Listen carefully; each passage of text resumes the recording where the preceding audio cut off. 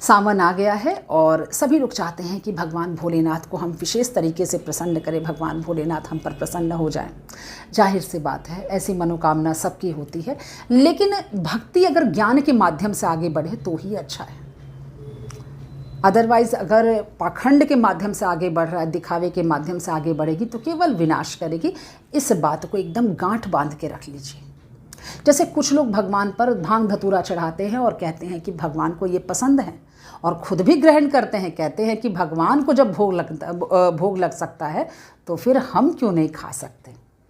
तो यहाँ पे कुछ और नहीं, भक्ति नहीं कह रही है, यहाँ पे कोई शास्त्र वेद पुराण कहीं नहीं कहता है, केवल वहाँ पे उस व्यक्ति का स्वार्थ बोल रहा होता है। इसमें तनिक भी संदेह मत रखिएगा और ऐसे व्यक्ति के बहकावे में बिल्कुल भी मत आइएगा कि ये लोग कह रहे हैं तो सत्य ही कह रहे हैं। इस बात पर विशेष ध्यान दीजिएगा। एक और सबसे बड़ी बात मैं कहती हूँ आप सबसे, भगवान तो विष भी पिए हैं, एक बार विषपान भी कर लीजिए आप लोग। इस बार शिवलिंग पर एक बोतल जहर का भी चढ़ाइए और एक बार विषपान आप भी चख लीजिए। भगवान किए हैं ना, लेकिन नहीं करेंगे ये लोग, क्योंकि वो जानते हैं कि जो ही विषपान करेंगे मर जाएंगे। तो यहाँ पे क्या मैटर करता है? स्वार्थ। आपका स्वार्थ जहाँ तक आप देख रहे हैं कि सेफ है उस स्वार्थ से, तब तक आप उस चीज़ को अपनाते हैं। अदरवाइज़ जय श्री राम बोल के आप तुरंत साइड निकल जाएंगे।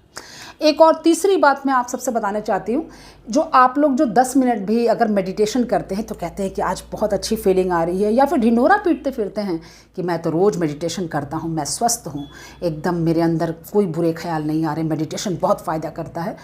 तो भगवान तो कितने वर्षों तक, कितने सैकड़ों वर्षों तक भी वो ध्यान लगा के बैठ सकते हैं, ऐसा शास्त्रों में जिक्र है। तो भगवान क्यों भांग धतूरा की ओर जाएंगे? भगवान क्यों कुछ गलत करेंगे? क्योंकि वो तो खुद ही कर्पूर गौरम है। विचार करिएगा। एक सबसे ज़रूरी बात कि देखिए, शास्त्रों में जिक्र है कि आप भगवान की किसी भी विधि से पूजा करें। अगर आपके पास बहुत सारे 56 भोग नहीं हैं तो भांग धतूरा भी चढ़ा दे तो भोलेनाथ प्रसन्न हो जाते हैं। ये कहा गया है कि कोई भी फल फूल या कोई विशेष तरह के कोई फूल की ज़रूरत नहीं है, कोई फल की ज़रूरत नहीं है, कुछ भी वो आपके पास चढ़ा दीजिए। तो उसी के दौरान ये कहा गया है कि भांग धतूरा बेल का पत्ता कुछ भी चढ़ाओ, भगवान प्रसन्न हो जाएंगे। तो कोई किसी भी बात को अपने स्वार्थ के लिए इस्तेमाल मत करिए। इस बात पर भरपूर ध्यान दीजिए, क्योंकि सनातन धर्म की रक्षा के लिए आपका जागृत होना बहुत ज़रूरी है। कब तक सोए रहेंगे, कब तक खोए रहेंगे? क्योंकि ये याद रखिए, आपका स्वार्थ कुछ और नहीं ख़त्म करता है, आपका परिवार, समाज, आपके बच्चों पे बुरा असर डालेगा।